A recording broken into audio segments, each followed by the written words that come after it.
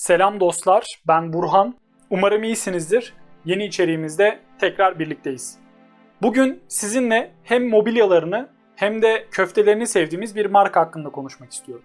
Evet, doğru tahmin ettiniz, IKEA'dan bahsedeceğim. Tabii IKEA'dan bahsetmişken kurucusu Ingvar Kamprad hakkında konuşmazsak ayıp olur. Çünkü gerçekten yetenekli bir girişimci. IKEA'nın başarısının en büyük sebebi belki de müşteriye bir konsept, bir hikaye sunması ve bu hikayeye müşteriyi ortak etmesi, hatta başrol yapması. Gelin hep beraber IKEA'nın hikayesini konuşalım. IKEA ne demek? Anlamı ne? Önce oradan başlayalım. Biliyorsunuz IKEA bir İsveç markası. Ama IKEA kelimesi İsveççe bir kelime değil maalesef. Bir kısaltma. Kamprad tarafından oluşturulan bir kısaltma. Adı, soyadı, büyüdüğü köy ve çiftliğin baş harfleri. Yani Ingvar, Kamprad, Elmtarit ve Agunnarit. Logo rengi de malumunuz İsveç bayrağının renkleri. Aslında marka ismi için güzel bir düşünce. Kısa, anlaşılır, söylenmesi kolay ve akılda kalıcı. Kamprad, İsveç'te 1943 yılında 17 yaşındayken IKEA'yı kuruyor. Bu arada öğrenme bozukluğu yaşayan bir çocuk. Özel bir çocuk yani. İlk başta kalem, cüzdan, saat, çorap gibi ürünler satıyor. Sonrasında küçük ev eşyaları satmaya başlıyor. Hatta bu dönemde müşteri çekebilmek için kahve ve kurabiye dağıtıyor. Daha sonra rakip bir firmadan etkileniyor ve mobilya satmaya başlıyor. Satışlarının arttığını görünce mobilya üzerinden devam ediyor. 1951 yılına geldiğimizde IKEA ilk kataloğunu çıkarıyor ki bu müşteriler için mükemmel bir şey. Ürünü almadan önce özelliklerini vesaire görebiliyorlar. Bu arada Kamprad'ın mottosu kaliteli mobilyayı ucuza satmak.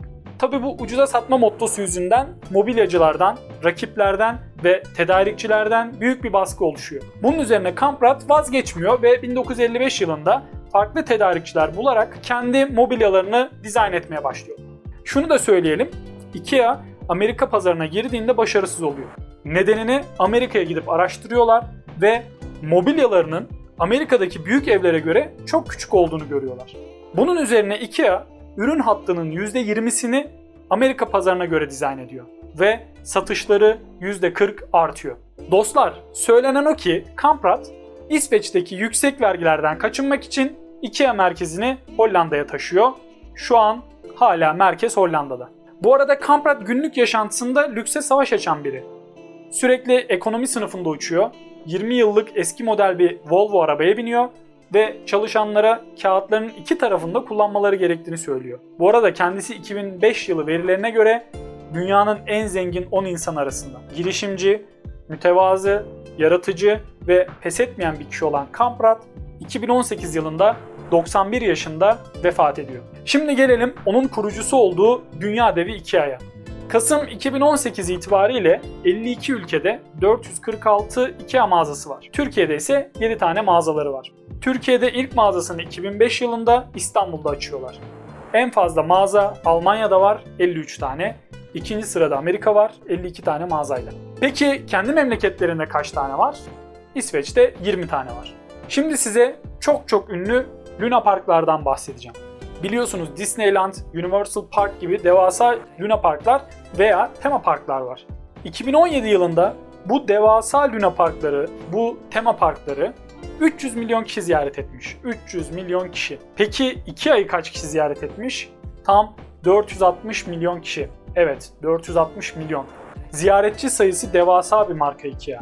Bu kadar ziyaretçiyi çekebilmek, onları uzun süre mağazada tutabilmek ve en önemlisi onları ziyaretçiden müşteriye çevirebilmek büyük bir pazarlama stratejisi aslında. Mesela IKEA'ya girdikten sonra çıkabilmek için uzun bir mağaza gezisi yapmanız gerekiyor. Ya da farklı bir örnek, binlerce farklı ürünle rakiplere gitmenizi engelliyor. Ya da farklı aktivitelerle mağazayı günü geçirebilecek bir yer haline getiriyor. Restoran ve oyun parkları ile aileleri uzun süre mağazada tutabiliyor. Bunun dışında IKEA tabiri caizse tam bir İsveç propagandası yapıyor. Söylemiştim, renkleri İsveç bayrağından gelir. Ne olmuş yani, sadece İsveç rengi diye propaganda mı oluyor?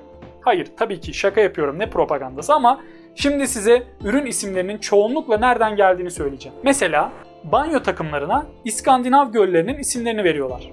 Mutfak malzemelerine İsveççe baharat, şifalı bitki, balık, mantar ve meyvelerin isimlerini veriyorlar.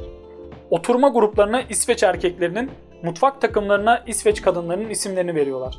Yatak odalarına ise İsveç şehirlerinin, döşeme mobilyalarına İsveç saraylarının, kitaplıklara İsveç dilindeki mesleklerin, aydınlatmalara İsveççe mevsim, ay ve günlerin, nevresimlere, yatak örtülerine İsveççe çiçek, bitki, değerli taşların, çocuk malzemelerine İsveççe memeli hayvan ve kuş türlerinin isimlerini veriyorlar. Şimdi başa dönelim ve Kamprat'ın disleksi yani öğrenme zorluğu olan bir çocuk olduğunu hatırlayalım. Ve IKEA ürünlerinin isimlerini tekrar düşünelim. Numaralarla adlandırmak yerine akılda kalıcı kelimelerle adlandırmak. Güzel olay. Ayrıca IKEA'da yeni mobilyalara isim bulabilmek için ve o isimlerin diğer ülkelerin dillerinde sakıncalı olup olmadığını araştırmak için çalışan bir ekip var. IKEA'nın farklı bir olayından bahsedeceğim şimdi de. Yemek yedikten sonra kendi tepsinizi kendiniz topluyorsunuz IKEA'da. Bir nevi ortak sorumluluklar alıyorsunuz. Yine aldığınız ürünü kendiniz monte ediyorsunuz. Bu da ürüne bir emek verdiğinizden dolayı ürünle aranızda daha sıkı bir bağ oluşmasına neden oluyor. Bilimsel bir adı da var bunun. IKEA etkisi. Nedir IKEA etkisi? Aslında bilinç altında müşterileriyle bağ oluşturmaya çalışıyor IKEA. Böylece sadık müşteriler sağlıyor. Reklamcılığın ve pazarlamanın belki en önemli unsurlarından biridir müşteri sadakati. Dünya genelindeki mağazalarına baktığımızda IKEA diğer konularda olduğu gibi bu konuda da oldukça başarılı. Başarılı olduğu diğer konuda tabii ki IKEA köfte, diğer adıyla İsveç köfteleri.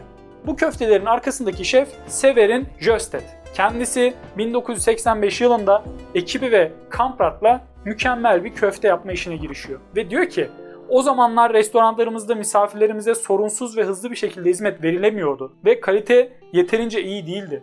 Ciddi bir sorundu bu. Bunun üzerine Kamprat ne diyor? Aç mideyle iş yapmak zor diyor. Buradaki iş tabii ki müşteriler için söyleniyor ve güzel bir şey yapalım diyor.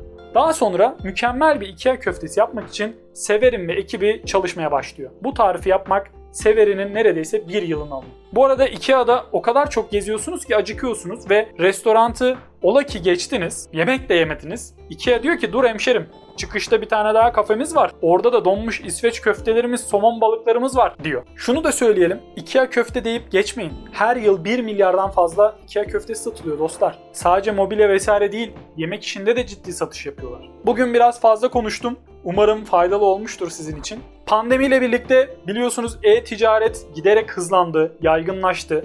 İnsanlar mağazalara gitmek için artık deneyim alanları veya özendirici nedenler arıyor. Bakalım IKEA müşteriler için ne gibi özendirici nedenler üretecek? Bekleyip göreceğiz. Beni sabırla dinlediğiniz için teşekkürler. Bir sonraki videoda görüşmek üzere.